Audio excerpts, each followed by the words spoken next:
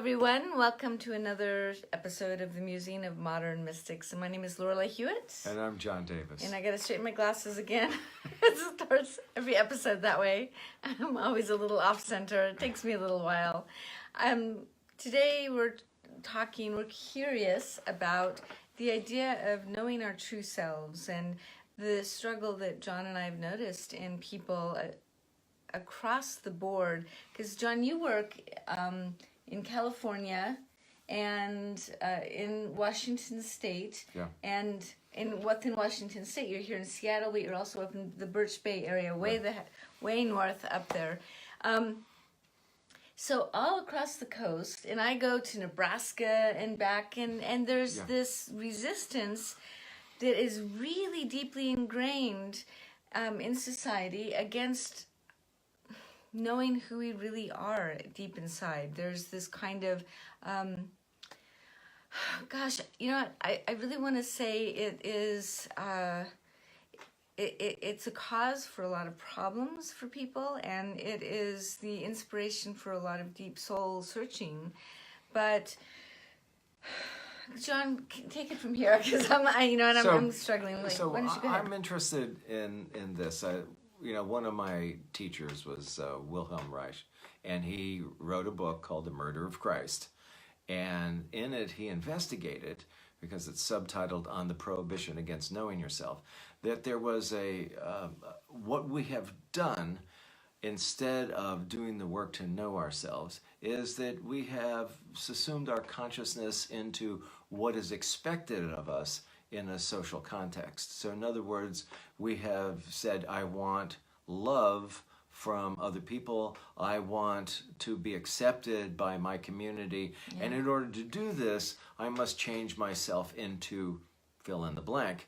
And you reorganize yourself around that over the top of who you really are, which remains deeply hidden inside, which produces continuous conflicts as you go through life. And this idea was, well, what do you mean a prohibition against knowing yourself?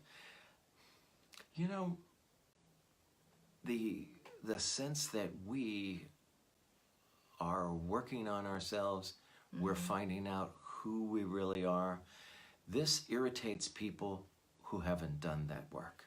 And in that he says, Christ is killed by Jews who didn't expect his rabbinical teachings to have a following at all. So they felt like, why is this guy not following all the rules? He's making up his own rules, and I don't like that. And I could get a whole bunch of other people who say, we're going to get rid of him. He's really messing things up. And it was like, but he is spending the time getting to know himself. And these other people have a resentment because they haven't spent that time, because he hasn't assumed his personality into the will of the culture and the collective. So what is that place where we find who we are, and at the same time we feel the connection to all humanity that we so deeply want? So this prohibition, as it comes through, your husband or your wife or your kids want you to be the way you've always been. Not some way that you've now found yourself, but some way you've always been, because it's familiar. It doesn't rock the boat. It helps everybody get along. But does it really? Is it really who you are? Because when we're looking for peace, we're looking for freedom, who you are has more of those answers than subsuming yourself and creating a character who, one, you won't like, two, causes a lot of problems, three, just isn't you.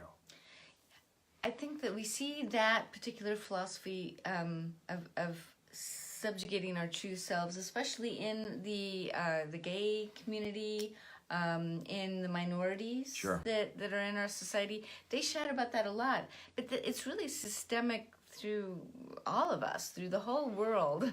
It really is, I don't know, dare I say a problem? Yeah, it's just a different way of looking at it. I've said this before, but my ancestry is Welsh and Celtic, and When we went and did the little Roots tour to Wales, we crossed the English border, and there's a little tourist thing that welcomes us, and it has a little booklet, entering Wales, welcome to Wales. And in the book, it says there are Welsh people all over the world who have made it big in music, in finance, in all of the arts, in government. We just don't allow that in Wales. Everybody here is equal. Yeah. And then, so when I went to Australia and I told them that story, and he says, then there must be, my friend, a lot of Welsh people here. And I said, why? He says, because we have our own version of that thing. It's called cutting the tall poppies.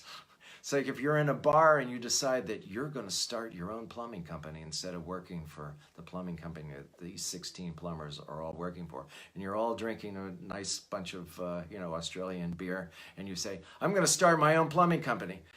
Hey, he's going to start his own plumbing company, is he? Oh, right. Bartender, the drinks are all on him. So you get slammed for trying to do something independent, just at that silly little level. But that goes deeper. That nobody wants you to change because you're messing with how we are all together. And that sense of how we're all together feeds something inside that gives you comfort, gives you stability, and makes your life apparently easier, unless you're subjugating your independence, your sense of freedom, and your connection to your deep self. Yeah. I went back to Nebraska a little while ago, and I helped with my great uncle Ron's memorial service, and he was a really wonderful man. He was my godfather, and he was gay and he was gay during a time when it was certainly a lot less acceptable than it is now, and his struggle with being accepted caused him to want to commit suicide a number of times, and it was really shocking for me to hear that from my great uncle, because he, to me, my godfather, the man who held me at my baptism and helped bless me and bring me into this world, was such a lovely, graceful man, so talented, but he struggled with not accepting himself, and it was because he didn't want to risk not being loved by those that loved him. And I think it's a valid concern. I mean, people get shunned all the time from society. I remember my first husband. My first husband is Jewish, and his parents were very, very Orthodox Jews. Mm-hmm. His sister was interested in a Muslim man, and they threatened to kick her out of the family if she was with this man. And you think that this kind of stuff doesn't happen as much today, but it does. It's really, really hard to hear and to believe, but it really does happen. So that we see these stories, we hear these stories, and it makes us sort of stop and go, wow, am I free to be who I really want to be? I know you and I, John, we're on the fringe of things because of our belief system, because of what we are, what we believe and what we do. And I just, even as a little girl, my father jokes still that he's waiting for me to outgrow my interest in all of the woo-woo stuff, all of this metaphysical stuff. But it's a part of who I am. It's a deep part of what I love. So how do you find this strength to be the prophets, right? In your own prophet. How do you break free to be your own prophet? To have those Gnostic experiences.